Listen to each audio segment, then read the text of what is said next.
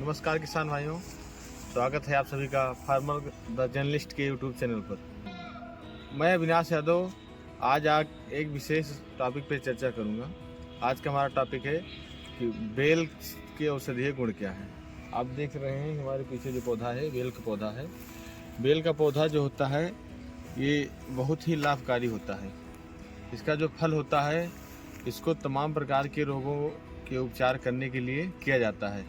आम दिनों में जब गर्मी होती है तो उस समय लू से बचने के लिए भी इसका प्रयोग किया जाता है और हर प्रकार से इसका उपयोग है। अगर धार्मिक बात की जाए तो धार्मिक रूप से भी इसका बहुत ही महत्व है। भगवान शिव जो होते हैं उनको बेलपत्र चढ़ा करके उनकी पूजा की जाती है। आप देख सकते हैं ये शिव भगवान का मंदिर है और यहाँ पे ये बेलपत्र लगा हुआ है। तो बहुत ही इसका धार्मिक महत्व है। इसका धार्मिक महत्व भी है और इसका जो औषधीय क्या महत्व है, आज इस पर हम विशेष चर्चा करेंगे।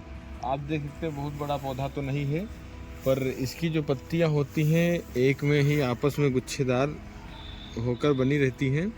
और सबसे बड़ी बात यह है कि जो बेल होता है ये आपके जो पाचन से संबंधित बीमारियां हैं उनमें बहुत बड़ा फ़ायदा पहुंचाता है, उनको ठीक करने के लिए।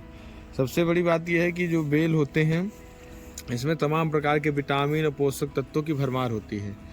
बेल में विटामिन सी भी भरपूर मात्रा में पाया जाता है, विटामिन बी तो पाया ही जाता है और इसमें कैल्शियम, आयरन, हर एक प्रकार के जो मिनरल होते हैं भरपूर मात्रा में प्रेजेंट होते हैं।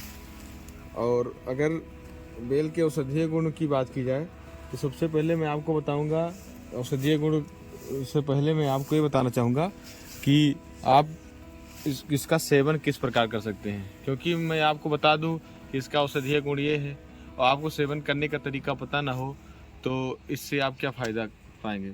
सबसे पहले इसमें तो फल अभी आया नहीं है, जब फल आएगा तो मैं दिखाऊंगा आपको। फल इसका जो होता है जो उसमें बीज होते हैं बहुत सारे और उसके बीज होने के साथ साथ उसमें गूदा होता है बहुत सारा।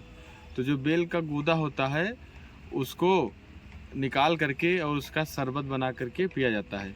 वो शरबत जो होता है वो आपके बहुत सारे रोगों के लिए बहुत ही लाभकारी होता है, लू से आपको बचाता है।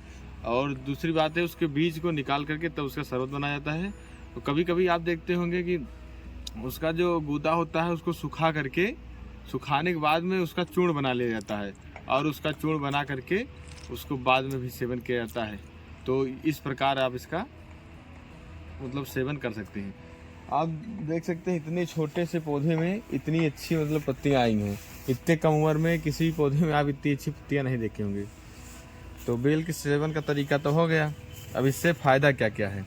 सबसे पहली बात, आप डायरिया और पेचिस के इलाज में बेल का सेवन बहुत फ़ायदेमंद माना जाता है, क्योंकि अक्सर खाना ठीक से न पचने के कारण लूज मोशन और डायरिया समस्या होने लगती है और ऐसे में बेल का सेवन करने से जल्दी आराम मिलता है और डायरिया अगले 2-3 दिनों में ठीक हो जाती है। तुरंत आराम मिलता है 2-3 दिनों में।